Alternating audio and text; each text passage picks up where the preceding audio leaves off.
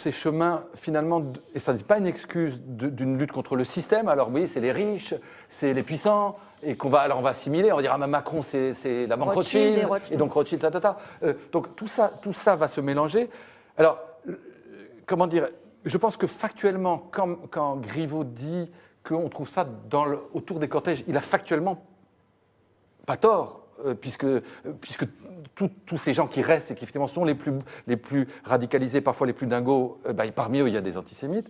Je pense que là où il aurait grand tort, c'est donner l'impression d'instrumentaliser cette affaire de l'antisémitisme pour lutter contre les gilets jaunes. C'est absolument légitime que le gouvernement condamne les gilets jaunes, que condamne les manifestations des gilets jaunes, mais je crois qu'il ne faut surtout pas donner l'impression d'utiliser ces manifestations réelles d'antisémitisme au profit d'un autre combat, qui par ailleurs peut avoir ses raisons, parce que ça serait les détourner et donner des armes au sein, par exemple, aux antisémites en disant, vous voyez, ils sont contre vous, vous aussi les pauvres, parce que, vous voyez, ils sont contre nous. Donc il faut faire très attention à ne pas instrumentaliser ça. Globaliser.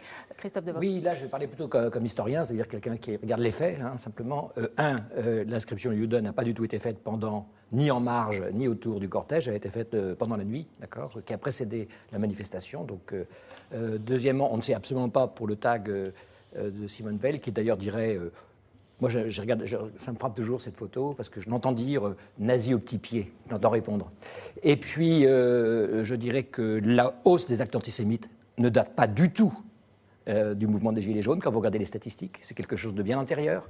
Et enfin, dans la gravité des actes, ni Mohamed Merah, ni Koulibaly n'étaient, à mon avis, des Gilets jaunes. Dans la gravité, vous avez raison, mais j'ai lu, vrai ou faux, de la part du délégué interministériel, qu'il y avait eu dans l'accroissement qu'on a indiqué de 74%, il était particulièrement soutenu les derniers mois de l'année, donc pendant la période Gilets jaunes.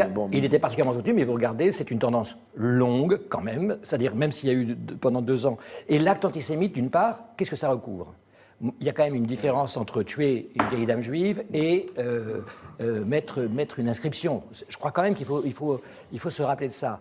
Et jusqu'à présent, et là le préfet Clavreul, qui est aussi un grand expert de ces questions, a montré que tous les actes graves, depuis exactement 20 ans, et comme sur beaucoup de sujets, sont liés essentiellement à ce que disait Julia de Funès, c'est-à-dire l'antisémitisme d'origine islamiste. Tous les actes, et notamment Ilan Halimi, je vous rappelle, n'a pas été...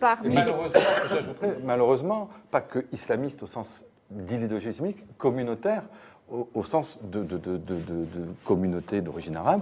Aujourd'hui, le juif, les Français juifs qui ont peur pour leurs enfants parce que leurs enfants se font attaquer dans la rue parce qu'ils portent une kippa, il y en a beaucoup, et il y en a de plus en plus, et beaucoup ont quitté les quartiers où vous habitez, c'est parce que la cohabitation